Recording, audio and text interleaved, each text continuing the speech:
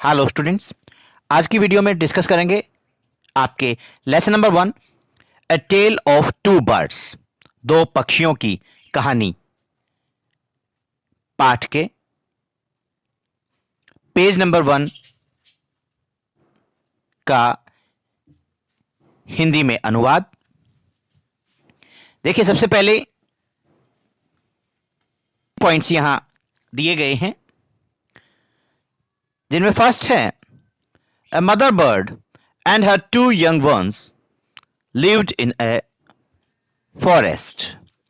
अ mother bird एक मादा पक्षी थी, and her two young ones उस मादा पक्षी के दो बच्चे थे। They all lived in a forest, वो सभी एक जंगल में रहते थे, या आप कह सकते हैं एक मादा पक्षी अपने दो बच्चों के साथ जंगल में रहती थी। नेक्स्ट पॉइंट है the mother was killed in A storm. Storm means तूफान। एक तूफान के कारण मादा पक्षी की मृत्यु हो गई, and the young birds were separated from each other, और उस मादा पक्षी के दोनों बच्चे एक दूसरे से अलग हो गए। Number 3, each found a different home. मादा पक्षी के दोनों बच्चों को अलग होने के बाद अलग अलग स्थानों पर अलग अलग रहने की जगह मिली, अलग अलग घर मिले। अब हम पढ़ते हैं कि ये स्टोरी, ये कहानी वास्तव में हमें क्या सिखलाती है। There once lived a bird and her two newborn babies in a forest. एक जंगल की बात है, एक बार की बात है, एक पक्षी, मादा पक्षी, जैसा कि आपको शुरुआत में ही बतलाया गया है, अपने दो नवजात बच्चों के साथ जंगल में रहती थी। They had a nest in a tall shady tree. उनका घोंसला एक ऊंचे छायादार वृक्ष में था। And there the mother bird took care of her little ones day and night.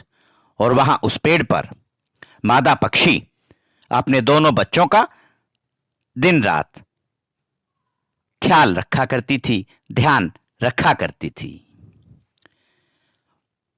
One day, एक दिन, there was a big storm.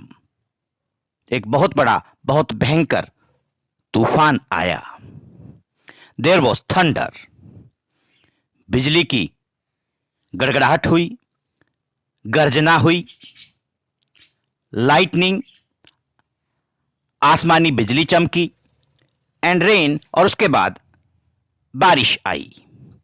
And the wind blew down many trees. तेज हवा ने बहुत सारे पेड़ों को उखाड़कर फेंक दिया। The tall tree in which the birds lived also came down. वो ऊंचा पेड़ जिसमें ये पक्षी रहा करते थे, वो भी उखड़कर गिर गया। A big heavy branch hit the nest. एक बहुत बड़ी और भारी शाखा घोंसले से टकरा गई और पक्षी को, यानी कि मादा पक्षी को मार दिया। फॉर्चुनेटली, सौभाग्य से, फॉर द बेबी बर्ड्स, ये सौभाग्य की बात थी क्योंकि जो बेबी बर्ड्स थे, नवजात जो पक्षी के बच्चे थे, the strong wind blue them away to the other side of the forest.